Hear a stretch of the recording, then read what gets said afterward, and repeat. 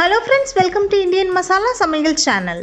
இன்றைக்கி நம்மளோட கிச்சனில் மணத்தக்காளி கீரையை வச்சு ஒரு சட்னி எப்படி பண்ணலாம் அப்படின்றத பார்க்கலாம். இந்த சட்னியை நீங்கள் இட்லி தோசைக்கு வச்சு சாப்பிட்லாம், சாதத்துலேயும் பிசைஞ்சு சாப்பிட்லாம்.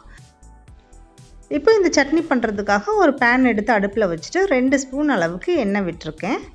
அதில் 1 ஸ்பூன் கடுகு சேர்த்துருக்கேன், 1/2 ஸ்பூன் ஜீரகம், 2 ஸ்பூன் கடலைப்பருப்பு, கூடவே 2 ஸ்பூன் உளுத்தம் பருப்பு, ஒரு 4 காஞ்ச மிளகாய். இது எல்லாத்தையும் சேர்த்து பொறுமையாக வறுத்துக்கோங்க. அடுப்பு மீடியம் ஃப்ளேம்லேயே இருக்கட்டும்.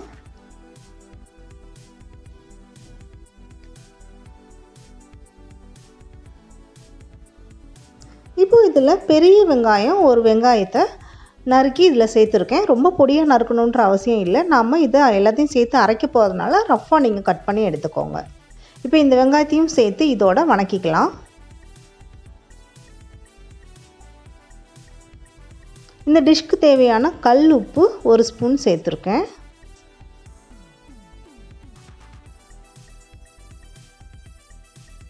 அடுப்பு மீடியம் ஃப்ளேம்லேயே வச்சு பொறுமையாக வறுத்து விட்டுக்கோங்க.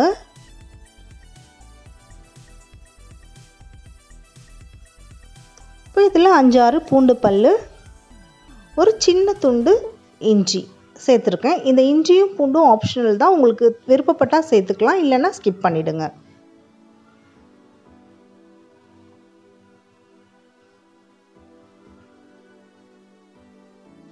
இப்போ இதுக்கான கீரையை நம்ம பார்த்துடலாம். நான் ஒரு கட்டு கீரை எடுத்து நல்லா 2-3 டைம் வாஷ் பண்ணிவிட்டு இந்த மாதிரி பறித்து வச்சுருக்கேன்.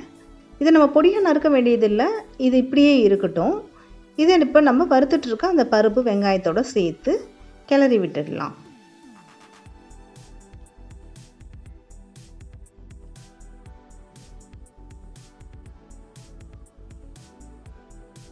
இப்போ நான் சொன்ன இந்த அளவு எல்லாமே பார்த்திங்கன்னா ஒரு கட்டு கீரைக்கானது.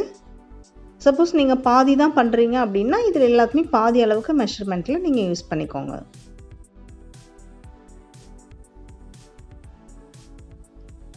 இதை நல்லா பெரட்டி விட்டு அப்பப்போ அப்படியே கிண்டி விட்டு வேக விடுங்க. தண்ணி எதுவும் ஊற்ற வேண்டியதில்லை, இந்த கீரையில் இருக்க தண்ணியே போதுமானதாக இருக்கும். பாருங்கள், நம்ம தண்ணி எதுவும் ஊற்றலை, ஆனாலும் இதில் இவ்வளோ தண்ணி வந்திருக்கு. அந்த தண்ணியிலேயே இந்த கீரை நல்லா வெந்து சுருண்டு வந்துடும்.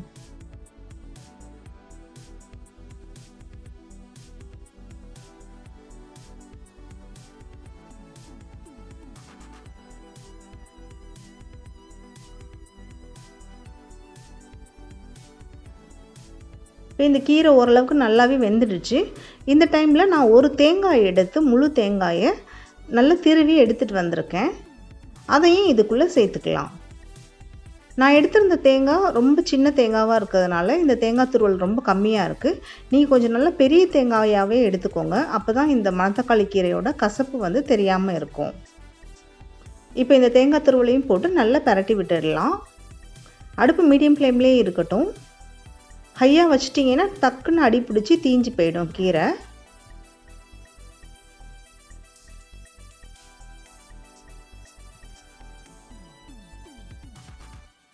இப்போ இதில் ஒரு 2 கொட்டை அளவுக்கு நான் புளி எடுத்திருக்கேன். அதையும் இதில் சேர்த்து பரட்டி விட்டுக்கலாம்.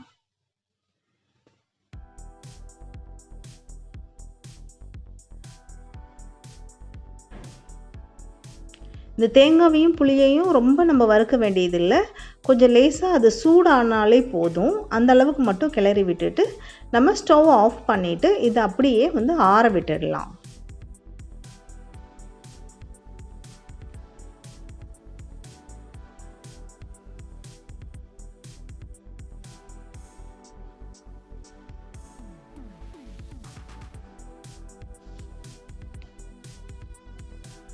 இது நல்லா ஆறிடுச்சு.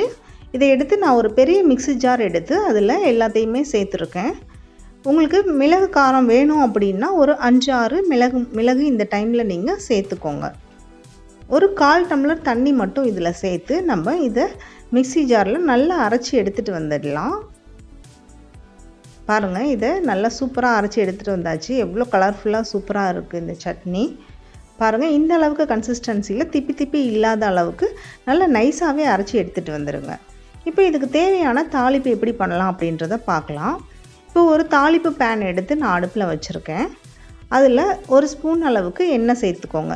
தேங்காய் எண்ணெய், கடலை எண்ணெய், நல்லெண்ணெய், எந்த எண்ணெய் வேணாலும் நீங்கள் யூஸ் பண்ணுங்கள்.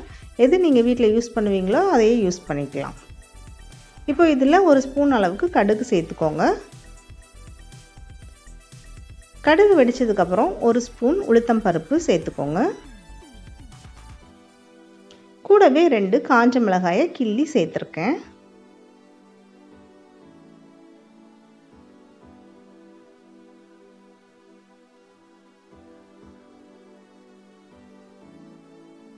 இந்த உளுந்தம் பருப்பு, மிளகாய் இது ரெண்டுமே நல்லா கலர் சேஞ்ச் ஆனதுக்கப்புறம் இதில் ஒரு பிஞ்ச் அளவுக்கு பெருங்காயத்தை சேர்த்துக்கலாம். இப்போ இதில் நம்ம அரைச்சி வச்சுருக்க அந்த சட்னியை எடுத்து சேர்த்து கலந்து விட்டுடலாம்.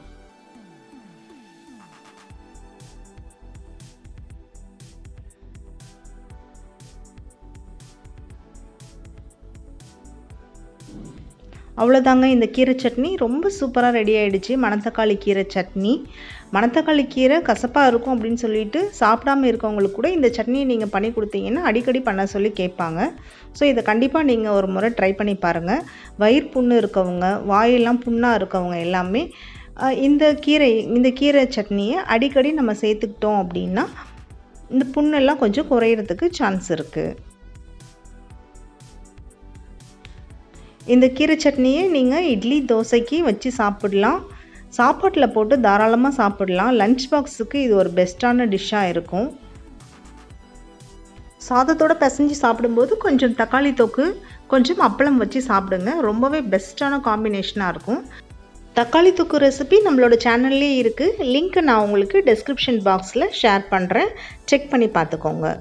டிஷ்ஷை உங்கள் ஃப்ரெண்ட்ஸ் அண்ட் ஃபேமிலிக்கு ஷேர் பண்ணுங்கள். நீங்களும் இதே மாதிரி செஞ்சு பார்த்து உங்கள் ஃபேமிலியோட ஹாப்பியாக என்ஜாய் பண்ணுங்கள்.